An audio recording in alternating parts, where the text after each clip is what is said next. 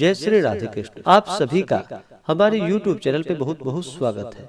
आइए सुनते हैं गुरु प्रदोष व्रत की कथा। प्रदोष का व्रत जो कि हर माह के कृष्ण पक्ष और शुक्ल पक्ष की त्रयोदशी तिथि के दिन जब भी प्रदोष काल का समय प्राप्त होता है, उस दिन प्रदोष व्रत को किया जाता है।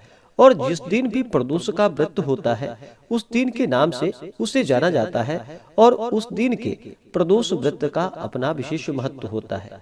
इस बार गुरुवार के दिन प्रदोष का व्रत है, तो इसे गुरु प्रदोष या गुरुवार प्रदोष के नाम से जाना जाता है। और इस व्रत को करने से शत्रुओं पर विजय की प्राप्ति होती है तथा शत्रुओं का विनाश होता है। प्रदोष के व्रत में भगवान शिव, माता पार्वती, साथ में शिव परिवार का पूजन किया जाता है। इस दिन जो कि भगवान का प्रदोष काल के समय में पूजन किया जाता है। प्रदोष काल का समय जो कि सूर्यास्त से 1 घंटे पहले और सूर्यास्त के 1 घंटे बाद तक का बीच का जो समय होता है, यह समय प्रदोष काल का समय होता है।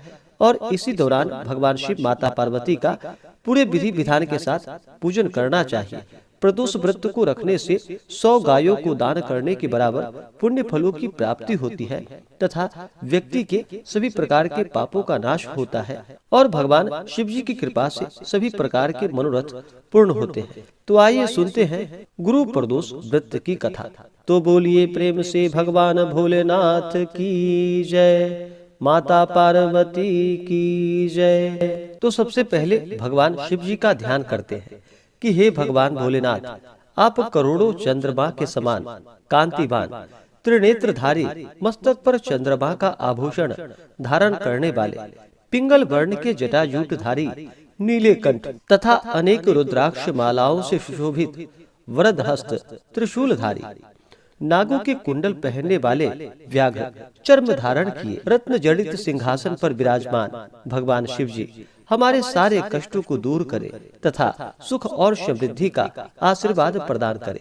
गुरु प्रदोष व्रत कथा के अनुसार एक बार इंद्र और वृत्रासुर में घनघोर युद्ध हुआ। उस समय देवताओं ने दैत्य सेना को पराजित कर उन्हें नष्ट भ्रष्ट कर डाला। अपनी सेना का विनाश देखकर वृत्रासुर अत्यंत क्रोधित हो स्वयं युद्ध के लिए उद्यत हुआ। मायावी असुर ने आसुरी माया से जो कि भयंकर विकराल रूप धारण किया।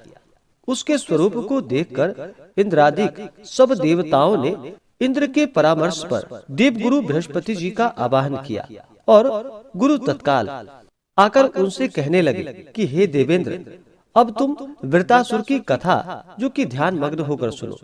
वृत्रासुर पहले बड़ा ही तपस्वी और कर्मनिष्ठ राजा था। उसने गंधर्व पर्वत पर उग्र तप करके शिव जी को प्रसन्न किया था। पूर्व समय में यह चित्ररथ नाम का राजा था। तुम्हारे समीपस्थ जो सुरम्य वन है, वह इसी का राज्य था। अब साधु, प्रवृत्ति, विचारवान महात्मा उनमें आनंद लेते हैं। वह भगवान के दर्शन की अनुपम भूमि है। एक समय चित्ररथ स्वेच्छा से कैलाश पर्वत पर चला गया। भगवान का स्वरूप और वाम अंग में जगदम्बा यानी कि माता पार्वती को विराजमान देखकर चित्ररथ हंसा और हाथ जोड़कर शिव जी से बोला कि हे शिव शंकर, हे प्रभु, हम माया मोहित हो विषयों में फंसे रहने के कारण स्त्रियों के वशीभूत रहते हैं, किंतु देवलोक में ऐसा दृष्टि गोचर नहीं हुआ कि स्त्री का आलिंगन कर कोई सभा में बैठे। चित्ररथ के ऐसे वचन को सुनकर सर्वव्यापी भगवान शंकर हंसकर बोले कि हे राजन, मेरे व्यवहारिक दृष्टिकोण जो कि पृथक है। मैंने मृत्युदाता कालकूट महाविष का पान किया है, फिर भी तुम साधारण जनों की भांति मेरी हंसी उड़ाते हो। तभी माता पार्वती जी क्रोधित हो चित्ररथ की ओर देखती हुई कहने लगी, ओ दुष्ट, तूने सर्वव्यापी महेश्वर के साथ मेरी भी हंसी उड़ाई है। तुझे अपने कर्मों का फल भोगना होगा। अरे मूर्खराज, तू अति चतुर है, अतएव मैं तुझे ऐसी शिक्षा दूंगी कि तू फिर कभी ऐसा दुस्साहस नहीं करेगा। अब तुम दैत्य स्वरूप धारण कर विमान से नीचे गिर जा, मैं तुम्हें श्राप देती हूँ। जब जगदम्बा भवानी ने चित्ररथ को श्राप दे डाला तो वह तत्क्षण विमान से गिर गया। राक्षस योनि को प्राप्त हो गया और प्रख्यात महासुर नाम से प्रसिद्ध हुआ। त्वष्टा नामक ऋषि ने उसे श्रेष्ठ तप से उत्पन्न किया और वही वृतासुर ब्रह्मचर्य पूर्वक रहकर शिव भक्ति में लीन है। इस कारण तुम उसे जीत नहीं सकते।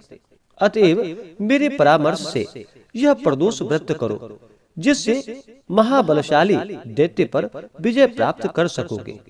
गुरुदेव के ऐसे वचनों को सुनकर सभी देवता प्रसन्न हुए और गुरुवार त्रयोदशी यानी कि गुरु प्रदोष का व्रत, जो कि पूरे विधि विधान के साथ किया एवं राक्षस वृतासुर पर विजय की प्राप्ति कर इंद्रदेव सुख पूर्वक रहने लगे। तो बोलिए प्रेम से उमापति महादेव की जय, सर्व देवी देवता की जय।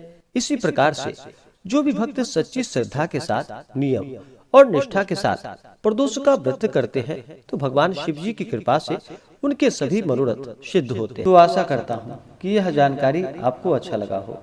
ऐसे ही ज्ञानवर्धक जानकारियाँ प्राप्त करने के लिए हमारे इस चैनल पे अगर आप नए हैं तो चैनल को लाल बटन दबा करके सब्सक्राइब करें, साथ में बेल आइकन घंटी को दबाएं ताकि मेरे वीडियो का नोटिफिकेशन आपको समय से मिलता रहे।